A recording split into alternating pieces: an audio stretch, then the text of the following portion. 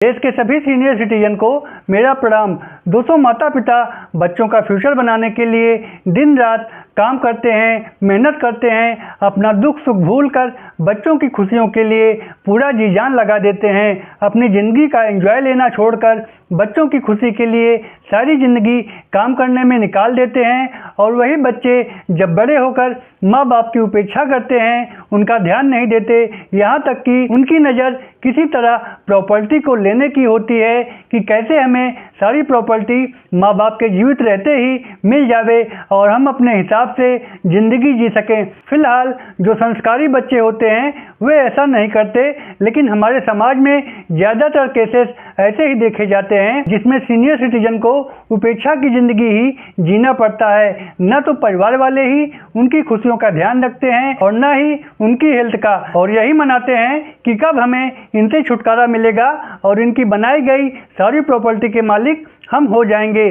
260 वर्ष की उम्र पार करने पर हमारी गिनती सीनियर सिटीजन में होती है और वृद्धावस्था आने पर अगर व्यक्ति कोई बिजनेस कर रहा होता है तो धीरे धीरे उम्र ढलने के साथ ही अपना कामकाज बच्चों के सहारे छोड़कर घर बैठ जाता है। और अगर किसी नौकरी से रिटायर हुआ है तो बुढ़ापे में बहू और बेटों द्वारा अपनी उपेक्षा को देखकर सोचता है कि जिनके लिए हमने सारी ज़िंदगी मेहनत की, वही आज बुढ़ापा आने पर हमें नज़रअंदाज कर रहे हैं। और इतना सब कुछ करने के बाद भी आज हमारी सुनने वाला कोई नहीं है। तो ऐसे में सरकार ने माता पिता और ऐसे सीनियर सिटीजन के लिए जो कानून बनाया है वो है सीनियर सिटीजन भरण पोषण अधिनियम 2007। और इस एक्ट में सीनियर सिटीजन के अधिकारों के बारे में, साथ ही उन्हें उनका मेंटेनेंस, उनका हक कैसे लेना है, इसके बारे में बताया गया है। दोस्तों, सीनियर सिटीजन से रिलेटेड एक ऐसे ही केस के बारे में आज मैं बताऊंगा जिसका केस टाइटल है अनिल कुमार धीमान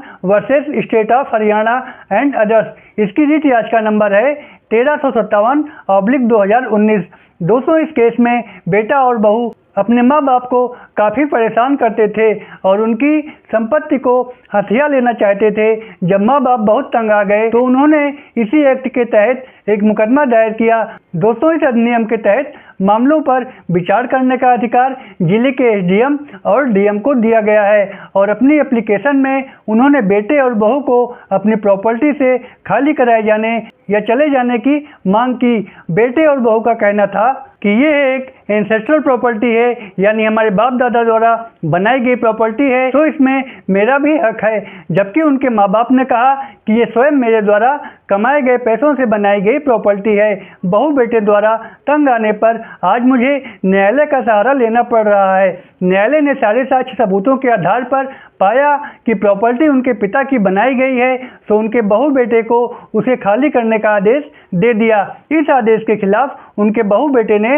डीएम कोर्ट में पिटीशन डाली। डीएम कोर्ट ने पूरे मामले का अवलोकन किया और पाया कि एसडीएम द्वारा दिया गया आदेश बिल्कुल सही था और कहा कि संपत्ति आपके पिता द्वारा सेल्फ एक्वायर्ड प्रॉपर्टी है, तो संपत्ति आपको नहीं मिल सकती, आप उनकी प्रॉपर्टी को खाली करें। इस आदेश से एग्रीव्ड होकर बहू और बेटा जाते हैं हाई कोर्ट और हाई कोर्ट में उन्होंने कहा कि मेरे माँ बाप मेरी पत्नी को काफ़ी तंग करते हैं, तो इनके ऊपर मैंने घरेलू हिंसा का केस भी किया है। साथ ही प्रॉपर्टी को बनाने में मेरा पैसा भी लगा है, तो इसमें मुझे भी हक मिलना चाहिए। उनके माता पिता का कहना था कि ये लोग हमसे प्रॉपर्टी हड़पना चाहते हैं और बुढ़ापे में हम कहाँ जाएंगे, मेरा कोई सहारा नहीं है।